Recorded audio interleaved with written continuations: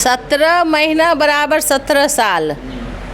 जितना रोजगार तेजस्वी जी 17 महीना में दिए हैं उतना रोजगार नीतीश कुमार जी 17 साल में भी नहीं दिए हैं।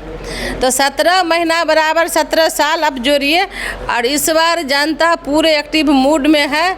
किसी भी हालत में तेजस्वी जी को मुख्यमंत्री बनाएंगे, चाहे कितना बार हमारे माननीय प्रधानमंत्री बिहार का दौरा कर ले, उनका इस बार जुमला का कोई हमारे जनता पर असर नहीं पड़ेगा, उनके बोली का कोई प्रभाव नहीं पड़ेगा। हसनपुर विधानसभा के हम अभी विधान में हैं और हमारे बीच में ये विभा देवी हैं और सत्यनारायण भगवान का पूजा किए हैं और भव्य तरीक़ा से पूजा हुआ है। और इसी के साथ चुनावी दंगल में जुट गए हैं लोग। प्रसाद खाने के लिए जो है दूर दूर से आए और चले भी गए। इस बार ये चुनाव लड़ेंगे और देख रहे हैं नीतीश कुमार का बहुत ये खुल गया है। बहुत तरह से जो है प्रलोभन दिया जा रहा है। जैसे 400 पेंशन था उसको 1100 कर दिया। ये रसोइया जो स्कूल में कार्य करती है 3000 से 8000 तक का, और ये जीविका दीदी है उसको डबल जो है मानदेय कर दिया है। इस पर कुछ बोला जाए। देखिए, ये जो नीतीश कुमार जी 400 से 1100 जो किए हैं ये तेजस्वी जी का ही देन है। तेजस्वी जी घोषणा किए थे कि अगर मेरी सरकार बनती है तो हम वृद्धा पेंशन 400 से 1500 करेंगे। तो ये ना तेजस्वी जी के देखा देखी ही ना ये 400 से 1100 किए हैं। लेकिन आप तो चुनाव भर देख लीजिए, चुनाव से पहले ये बोले हैं कि इसको हम लागू करेंगे, लागू करते हैं कि चुनावी जुमला है, इसका भी तो पता चल जाएगा ना। ये चुनावी जुमला लग रहा है क्या? चुनावी जुमला ही हो सकता है ना। नहीं तो रसोइया का जिसको 1500 वेतन मिलता था उसको 8000 ही कैसे कर देंगे? अचानक 8000 रसोइया को कैसे कर देंगे? आजीविका दीदी को 3 गुना वेतन कैसे कर देंगे? कहाँ से पैसा लाएंगे? ये तो कहते हैं किसी बिहार सरकार के जो कर्मी हैं उनको सही समय पे वेतन नहीं मिल रहा है, और रसोइया के 1500 से 8000 कहाँ से देंगे? क्योंकि एक स्कूल में 8 10 20 रसोइया है, उसको 8000 के महीना से वेतन कहाँ से देंगे? ये सब चुनावी जुमला है और सब वोट ठगने का ये बुद्धि लगाए हुए हैं। जीविका दीदी तो भरपूर रूप से ये प्रचार प्रसार में लगी रहती है। ये स्वयं सहायता में जुटिए, ये नीतीश सरकार ये दे रहा है वो दे रहा है। आंगनबाड़ी सेविका के साथ ठगी किया जा रहा है, इस पर बोलिए तो। जीविका दीदी ना नीतीश कुमार का एजेंट है। ये जीविका दीदी घर घर जाके नीतीश कुमार के बारे में प्रचार करके उनकी योजना का झूठ सच प्रचार करके महिला सबको बरगला के वोट लेती है। जीविका दीदी नीतीश कुमार का एजेंट है। विभा जी, हम एक आपका वीडियो वायरल हम देखे हैं, वो डेगची जो है एल्युमिनियम का डेगची, उसमें क्या था? डेगची में दही था और कहाँ ले गए थे? हम अपने नेता माननीय तेजस्वी जी को देने के लिए ले गए थे और उस डेगची में दही था। वीडियो तो वायरल हो गया, मिलियन में गया है। ये तो नेता नेताजी का कार्यकर्ता के लिए प्यार है, उनका सम्मान है जो हमारे वीडियो को हमारा छोटा सा इतना हम छोटा कार्यकर्ता को वीडियो को अपने आईडी से डाले, ये उनका बड़प्पन है अपने कार्यकर्ता के लिए। देखिए, ये तेजस्वी जी को दही देते ही और क्षेत्र में चर्चा का विषय बना विभा देवी, और चर्चा का विषय बनते जा रहा है। क्या इस बार दमखम से लड़ रहे हैं चुनाव? देखिए, चुनाव लड़ेंगे नहीं लड़ेगी तो मेरे नेता डिसाइड करेंगे ना। तेजस्वी जी डिसाइड करेंगे, लालू जी डिसाइड करेंगे कि टिकट हमको दे रहे हैं कि किसको दे रहे हैं। हम एक आरजेडी के सिपाही होने के कारण, कार्यकर्ता होने के कारण हम अपना काम कर रहे हैं क्षेत्र में। अब आगे का काम नेता का है, नेता जाने वो क्या करेंगे। हम बस अपना काम कर रहे हैं क्षेत्र में, अपने पार्टी के लिए, महागठबंधन के लिए हम अपना क्षेत्र में प्रसार कर रहे हैं, वो हम अपना काम कर रहे हैं। आगे का काम नेता जाने। देखिए, हम तो ये राजद में ही 2-4 पहलवान देख रहे हैं जो भाई हम लड़ेंगे, विभा जी को नहीं मिल रहा, ये मंडल जी को मिल रहा है, कभी ये जो है पुष्पम को मिल रहा है, तो कभी ललन यादव को मिल रहा है। असली कैंडिडेट कौन है ये कोई खुलता नहीं है, खोलता भी नहीं है। असली कैंडिडेट के बारे में पता तेजस्वी जी को होगा, यहाँ से असली कैंडिडेट कौन बनेगा। बात है कि जो भी कर रहा है ना, अफवाह का बाजार गर्म कर रहा है, अभी कुछ भी नहीं है, किसी का क्लियर है, किसको टिकट मिलेगा नहीं मिलेगा वो मन तेजस्वी जी को पता होगा, बाद बाकी किसी को कुछ पता नहीं है। देखिए तेजस्वी जी को तो पता ही है, और ये जो अभी वर्तमान विधायक हैं, और यहाँ सड़कों का जो है जाल बिछा हुआ है, लेकिन जर्जर है, कहीं पे कोई बोर्ड नहीं लगा है। इस पे कहिए। सड़कों का जाल बिछा हुआ है, बोर्ड भी लगा हुआ है। जितने ही विधायक फंड के सड़क बने हैं, विधायक मद से सभी सड़क में बोर्ड लगा हुआ है, लेकिन बनते ही टूटते जा रहा है। विधायक फंड का कोई भी ऐसा सड़क नहीं है कि जो बनते ही टूटते जा रहा है। आपको जर्जर सड़क जो भी विधानसभा के अंदर दिखाई दे रहा है वो मेंटेनेंस वाले सड़क हैं, जो कि जिसका 5 साल 6 साल के लिए मेंटेनेंस में वो सड़क है, उसका 5 साल 6 साल का अवधि पूरा होने पर नया सड़क उसमें बनेगी। और विधानसभा में लगभग 200 से 250 सड़क RU और PWD से बना है। यहाँ पे 18 RCC पुल बना है, और विधायक फंड से हमको लगता है हम 200-250 लगभग सड़क हम बनवाए होंगे, माननीय तेज प्रताप जो हमारे विधायक हैं उनके विकास फंड से। इसीलिए जितना विधानसभा में विकास हुआ है आज तक किसी विधायक के समय में नहीं हुआ है।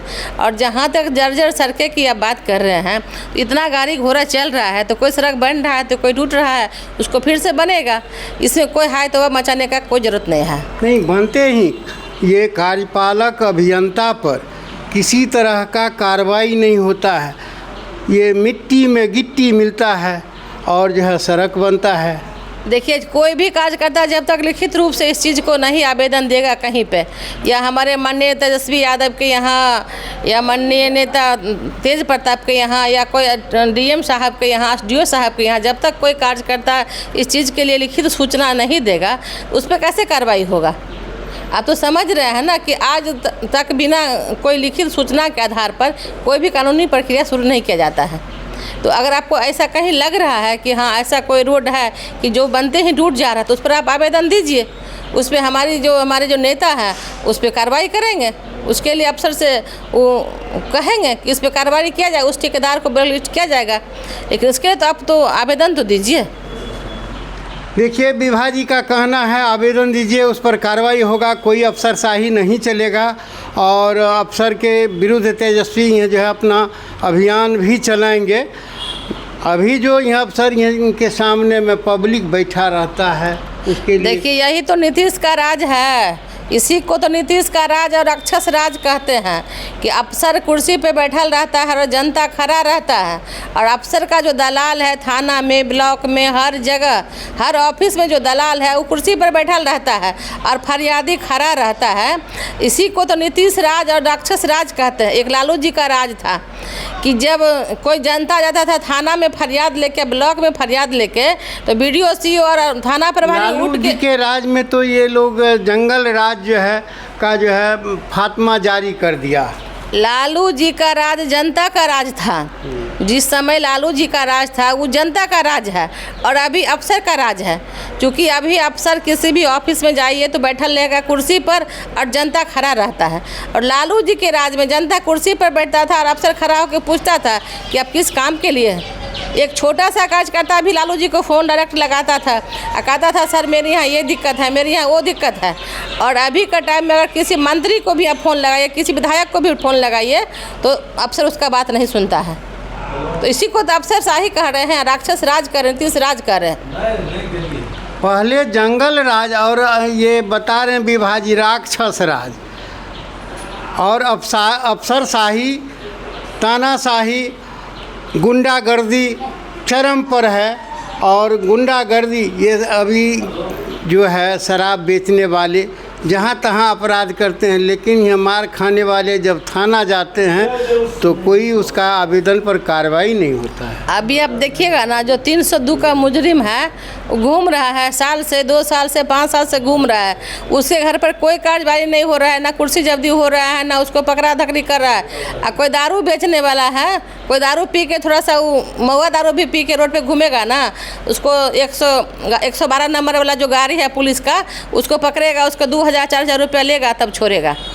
तो अभी जो है ना कामधेनु गाय हो गई है शराब माफिया। प्रशासन के लिए, पुलिस के लिए कामधेनु गाय है ये शराब माफिया, शराब बेचने वाला।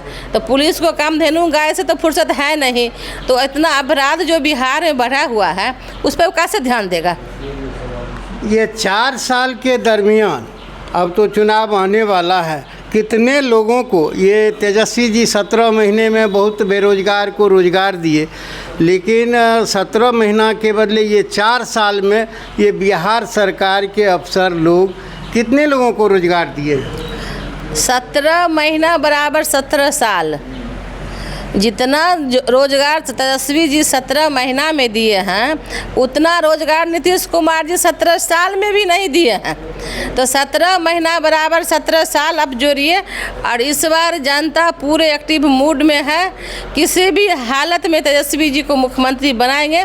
चाहे कितना बार हमारे माननीय प्रधानमंत्री बिहार का दौरा कर ले, उनका इस बार जुमला का कोई हमारे जनता पर असर नहीं पड़ेगा, उनके बोली का कोई प्रभाव नहीं पड़ेगा। प्रधानमंत्री तो बिहार में आते हैं, लेकिन ये जो है फैक्ट्री अपने राज्य में लगाते हैं।